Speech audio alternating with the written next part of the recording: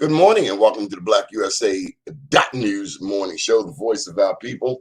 My name is Donnie Glover, publisher of both Be More News and BlackUSA.News, and author of the newly released I Am Black Wall Street. Willie, just so you know, on page 37, and I shared this yesterday, we actually talk about the greatest African warlord in the Western Hemisphere. His name was Toussaint Louverture. He was of Haiti.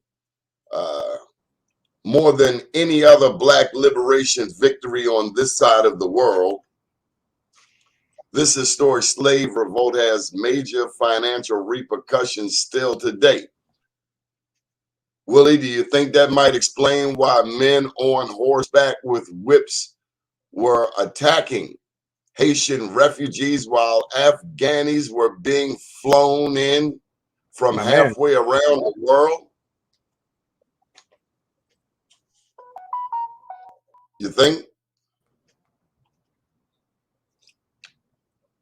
Are you there, Willie? Willie? Willie, you there?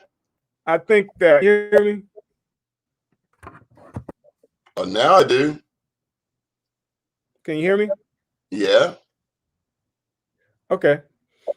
If you can hear me, basically, I think what happened in Haiti has everything to do with the strength of white rage from that point on. Has everything to do with we know about the reality. Can you hear me? Yeah. Can you hear me? We know about the reality of what it caused as it pertains to the Louisiana Purchase, which is major.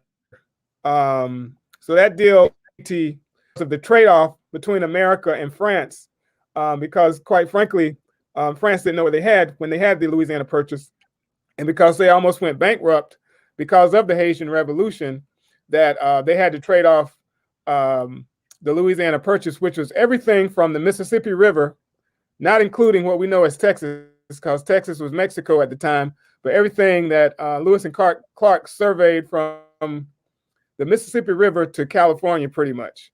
And they traded that off for, I think, $25 million, which was the dumbest deal in the history of the planet. They celebrated because America. I was going to say the dumbest deal was hiring a school CEO and a police commissioner at exorbitant salaries that you really can't afford and you ain't seen no results from. Now, that might take the cake. No, I don't. $25 million for everything from the Mississippi River to California. 40% of students in Baltimore got a 1.0. I don't know.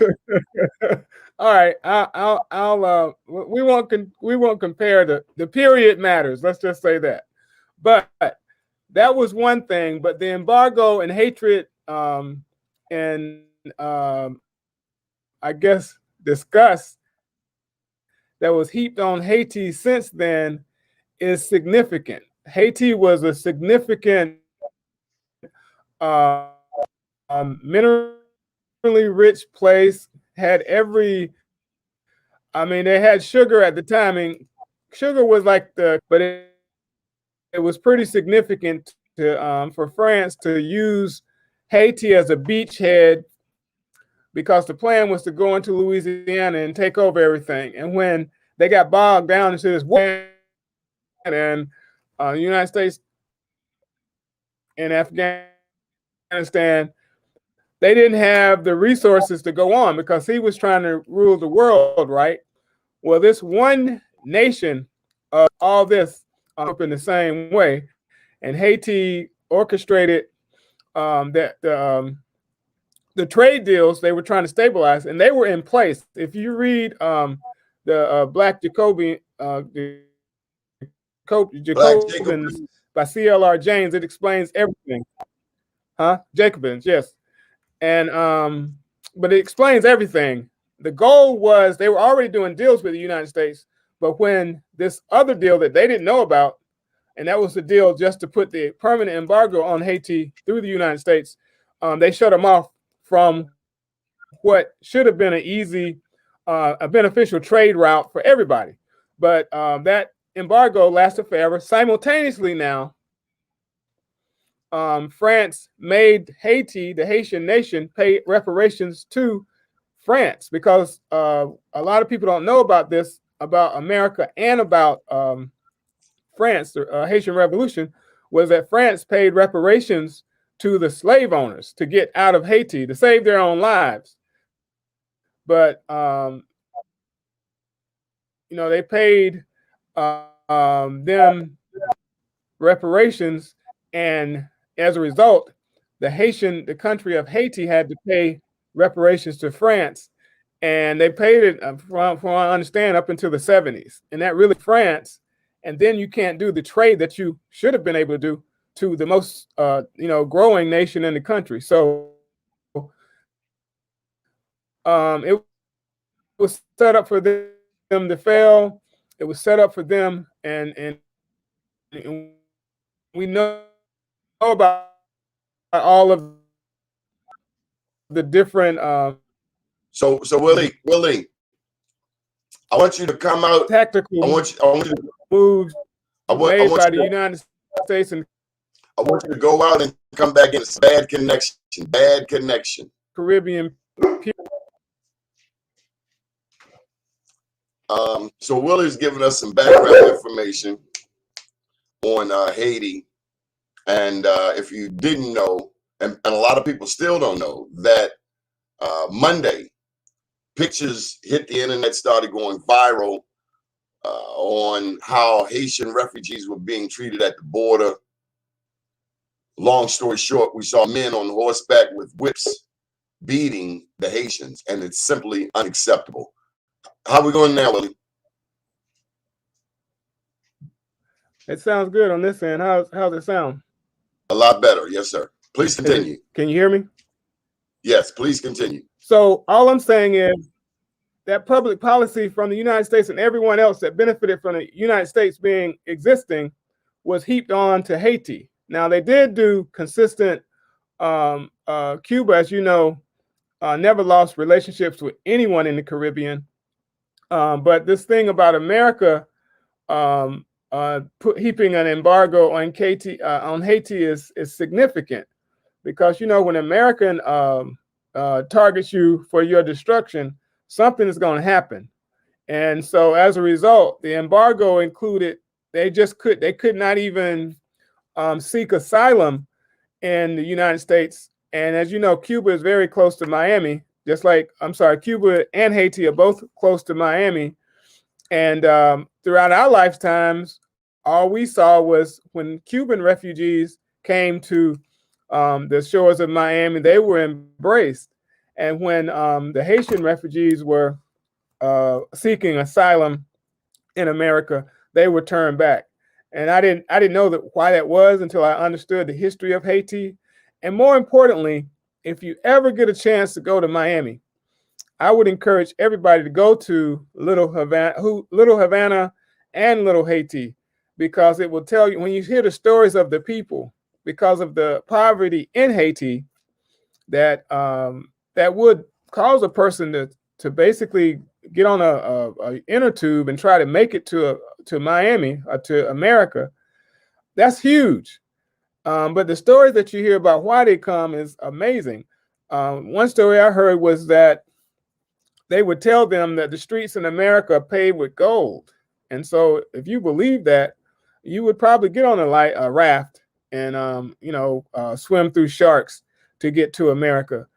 And I'm from Alabama. I don't think there was a situation where I would have hitchhiked to Washington, D.C. But it's that type of poverty that we don't even know here. So that's something you have to think about. When I heard the story about the asylum seekers who were in Texas, and it was one thing to hear about it because I was shocked to hear that it was Haitians, but then it was doubled and more painful when I heard that these African people left Haiti because of the 2016 earthquake. So they have been traveling since 2016 in a group to get to America. And as far as I'm concerned, and I feel the same way about anybody from Central or South America or Mexico, who are leaving these places to come to America because of the stories they've heard about, the opportunities here. And a lot of their destruction is caused by America. So if these people make it to Texas or anywhere else, they make it across that line, as far as I'm concerned, they should be welcomed and they should be new Americans, because that's what this country was built on. And it's still a country of people who ain't from here. So I don't think they're any different than any of the Europeans that came here, any of the Asians from whatever country they came from, whether it's China, Japan, or Vietnam, where America went and destroyed some stuff. If you make it here, then you should be celebrated as a new American. They are different. They led the most successful slave. They are descendants of ancestors who led the most successful slave insurrection in the Western Hemisphere. By golly, they are certainly different. This isn't a slave mentality people. This is a freedom fighting people. Touche. But I also say, in the same light, and this goes back to France. The Vietnamese had France in their backyard. They kicked them out, and they turned around and kicked America out. And what we need to learn is that, and now look at what has played out in Vietnam today. If you look at any of your clothes, 7 out of 10 pieces are from Vietnam. And my point is, why couldn't we have done that in the first place? And we can do the same thing with Haiti right now. And I don't mean we should use people just because they don't have anything, but the people in Haiti need an industry, and we need materials, and they have everything that this country needs or any other country. Yeah, Vietnam and Afghanistan have dope. Oh, Haiti has sugar. So I think that, and they have indigo. They got a lot of stuff.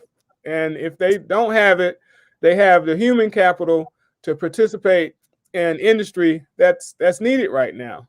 I mean, we're complaining about people who work at Amazon and produce quality supplies for just about products for just about anything. We complaining about that. Well, if you have some competition, then you can balance out that expense. And again, if we're going to talk about being... Earlier, you had mentioned this white rage. And I presume you're talking about not just the descendants of the Confederates here in America, but I sense you're talking about those same people from J6. What is this anger? Yeah. What is this rage? Why are these people angry when they have been a beneficiary of 400 years of policy? Why are they waking up eating on bacon? I am not a doctored sociologist or psychologist. I'll just say this, that it doesn't take a lot of sociology, a lot of history to track. And I will say this, since you brought it up. There are 2 books that reference the type of rage that's in this whole Scotch-Irish demographic. One book is called Hillbilly Elegy, where a descendant of these same Scotch-Irish people, I forgot his name, I can't think of it right now, but the book is called Hillbilly Elegy. And he remarks specifically and does a memoir on his life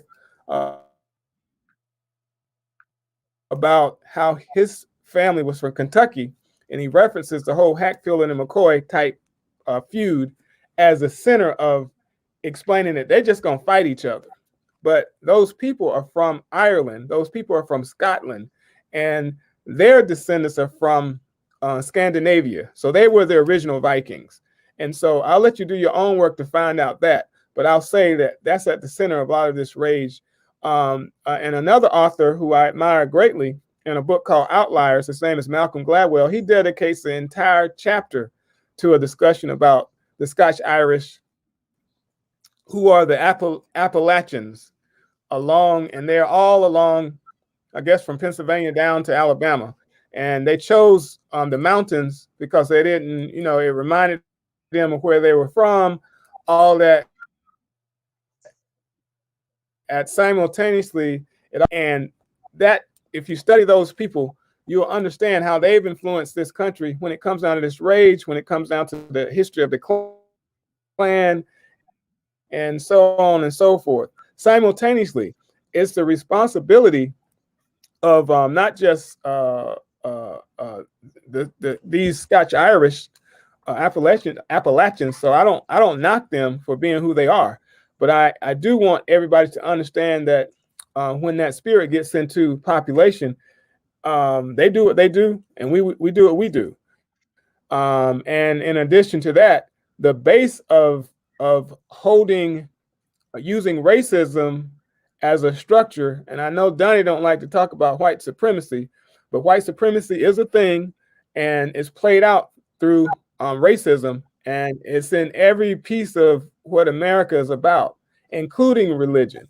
And I also want to add here that this division that we have is not always good, because I'm one to believe that as we have seen throughout all these years, that this rage or racism or whatever we call it isn't going anywhere. And quite frankly, our ancestors did a better job than we did at building ourselves up so that it didn't have an effect on them. While the systems are broken now, the systems of racism are broken, and it's bent toward our destruction. Our ancestors made it happen. They built our own communities up. They secured our institutions that made us strong. They believed in freedom, and they believed in doing for us what we don't, in our divided sections and silos, don't do for what we have to worry about in the future that is to come. And so I say all that to say that our role, while I highlight the what I see, and I have studied about this white rage thing, which I have to pay attention to, but I don't get bogged down in it. I will continue to build myself. I spend less time trying to fight and be concerned about them. I'm more interested in building up our communities, and I think that's where we should head. Our focus as a people should know that they have their own characteristics and we have ours.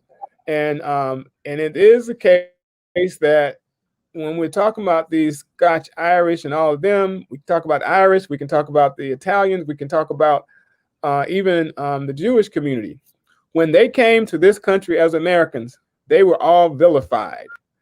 But in a generation or two, they had the ability to assimilate, to be white. That was kind of the goal. Well, we don't have that value. We're going to be Black African people wherever we go, and the opportunities are not going to be there for us to change the way we look or change our names.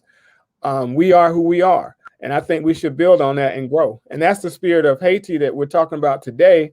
And it's our job, if we're going to talk about anything about Haiti and the asylum seekers down there, we should use our network in the spirit of the South African divestment movement.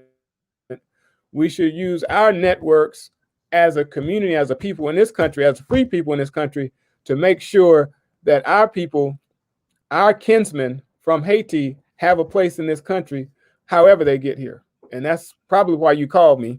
If it wasn't why you called me, that's what I promote today. So, Willie, let me just say this, that I found that the African American leadership has been not that vocal. In other words, when Belgium endures an explosion, when France undergoes some terrorism, I see African Americans changing their profile picture. We stand with France. We stand with Belgium. We stand with LGBTQ. But when your Haitian brothers are being whipped at the border by men on horseback, giving you a flashback of Roots or Planet of the Apes, it's been virtually quiet. I heard Ilion Omar say something. Last night I posted a statement from Ben Cardin. Where in the hell are our black elected officials on Haiti? Well, I can say that the president of the NAACP, president and CEO, Derek Johnson, has promoted a petition that goes straight to triggering a lobbying effort to the White House to talk about this same issue. To me, I think this issue can be resolved with an executive order that doesn't turn back, and we should take advantage of that. It doesn't turn back asylum seekers. There is a policy that when people are seeking asylum, the same way we are talking about with the Afghans that you mentioned earlier, that you give a place for them so that they can secure, because they can't go back to that country. And again, Afghanistan didn't have a earthquake and another earthquake and whatever else happened down there. I forget what else happened in Afghanistan. And oh, by the way, even before the earthquake, this last earthquake, they were in a pandemic too, with limited medical resources. And so I think I agree with you. I think we should be more vocal. I'm collaborating right now in the state of Maryland with the chairman of the Black Caucus, Darrell Barnes. He's interested and he is sensitive to this matter and is open to working out something that we can collaborate on to mobilize people around this matter. And I want to remind people that when the effort to divest from South Africa was happening, it happened in many pieces. Young people don't know about this, but South Africa just didn't happen overnight. The fall of South Africa didn't happen overnight. It happened with a lot of bloodshed. It happened with a lot of tactics to expose the South African government for being the apartheid, racist government that it was. But one thing that did happen was during that period of time when the divestment movement, and that was the movement to tell anybody who was doing business in South Africa, any corporation, any person, that if you did business in South Africa, we were not going to invest in you. And that movement started, and it culminated with Willie Brown, who was one of my favorite people in the world, but he was a Speaker of the House in California at the time. No, this is Willie Brown. This is Willie Brown. Willie Brown was the Speaker of the House of California. And what they did in California, which is had one of the biggest budgets of any state at the time, they passed a bill, a divestment bill that said anybody who was doing business in California was going to be shut down if you did business in South Africa. And that's the type of attitude we got to have. We got to get a movement that would do the same thing around this Haiti thing. If you going to Haiti, doing anything to Haiti, then you're going to help us create a sanctuary for these families and people who are, I can't even imagine what they've gone through over the last, 7 or 8 years to get to America and then to be treated like that. It's absurd. You know, Willie, I found that many of our American politicians do not know the history of Haiti. I mean, it should have been enough just to see black people at the border being whipped after watching Afghanistan, East Central Americans, South Americans come here to America. That alone should have did it. But when you understand the history, it really brings into focus the whole thing, this notion of white supremacy, because there's no such thing as white supremacy. No one is better than me, especially when I look in my alley and I see people eating off the ground and calling me a F and N word. You know what I mean? Nobody is supreme to anyone. All you got to do is come to Sandtown, and I can show you some things that you don't hear from Donald Trump. But anyway, a lot of our elected officials don't know. They do not know, black or white, the history of Haiti and why it's so significant. How do we educate our elected officials? I can't get mad at them for not making a statement when they don't understand the history. Well, they got to read. I mean, I read Before the Mayflower by Lerone Bennett, and it spells out the Haitian Revolution. I think I read it when I was 15. It was around, well, when I read the autobiography of Malcolm X, my mind was blown. So how old after that, when I read the autobiography of Malcolm X, I think I was 14, along the same time. I was 14. I became you don't know this, but my nickname was Chubby growing up. And I became Chubby X as soon as I laid that book down. So my life was never the same. And I got a lot of friends that can tell you. Willie, I've met graduating seniors from local HBCUs that have never read Malcolm X. We are producing a less read generation. I agree. And I think that we can influence it, though. So the solution, I just saw something pop up yesterday about Dr. Heber Brown. His church is called Mount Pleasant, and he's been doing a freedom school movement for several years now. And I'm trying to reach out to him now. Well, I'm intent on reaching out to him because there's a need for a freedom school in Howard County and everywhere in Baltimore. Anywhere black people are, we need something that's going to tie us to a habit of reading and researching our history, and a habit of being confident about our history. If you see my wall up there, is a picture of Muhammad Ali. And this week, I don't know if you watched the PBS special by Ken Burns about Ali, and it's a repeat of everything we have already heard, but it's a reminder of one individual who, like he said, shook up the world. And these types of individuals, and you can look at the transition that he had from a person who was celebrated at first because he was this nice young man from Louisville, Kentucky, and all of this. He was well spoken. It talks about how he articulated that he ain't got no reason to do anything like Dr. King was doing.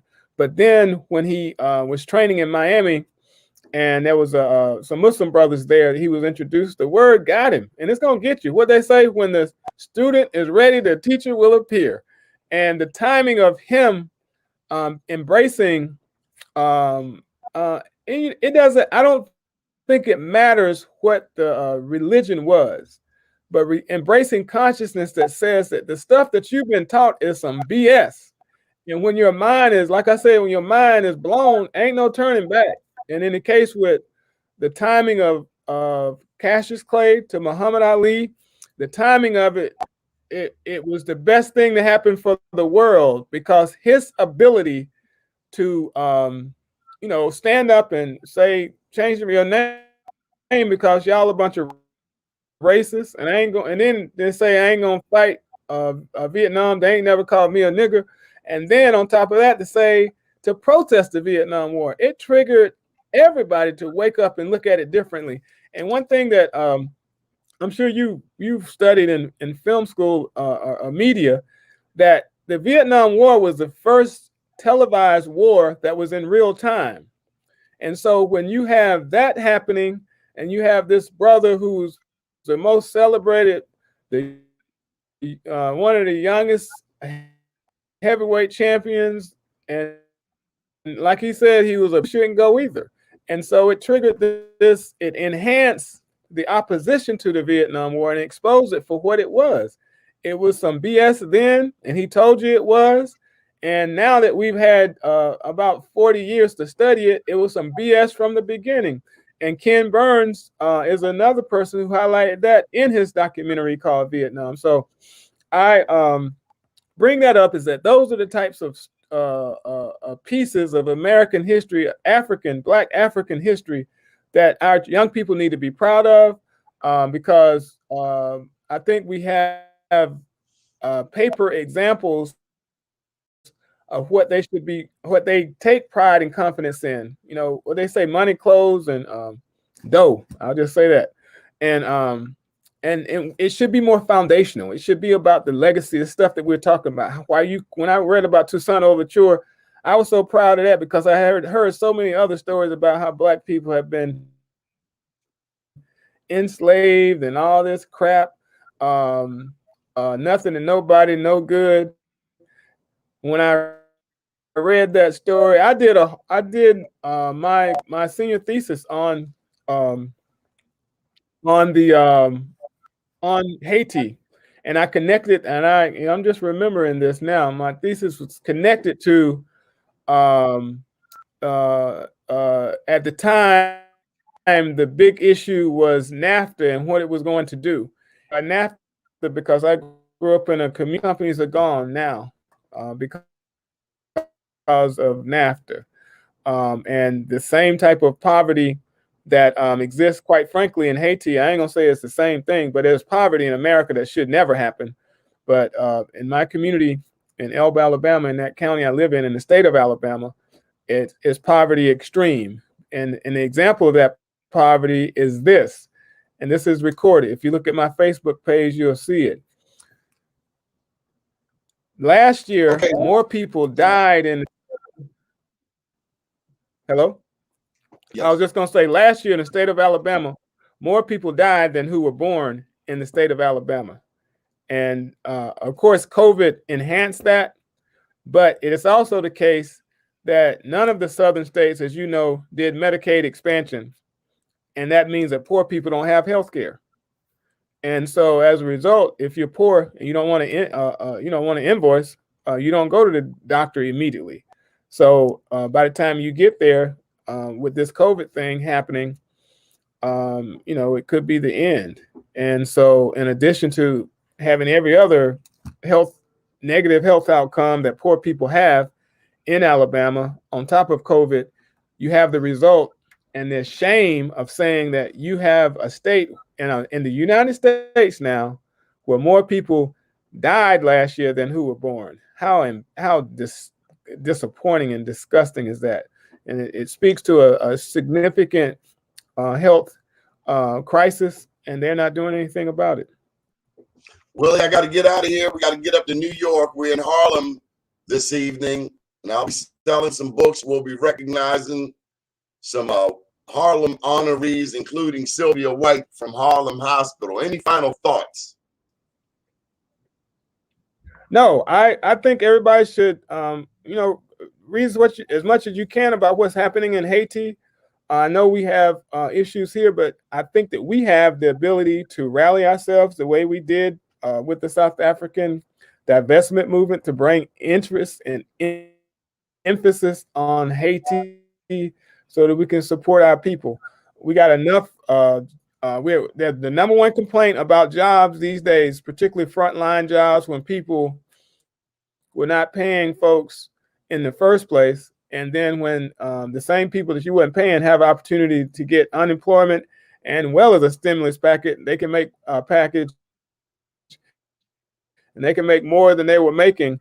If it's the case that we have an immigrant population that's coming here who can fill those jobs, and then you can, pay people more, then we should do it.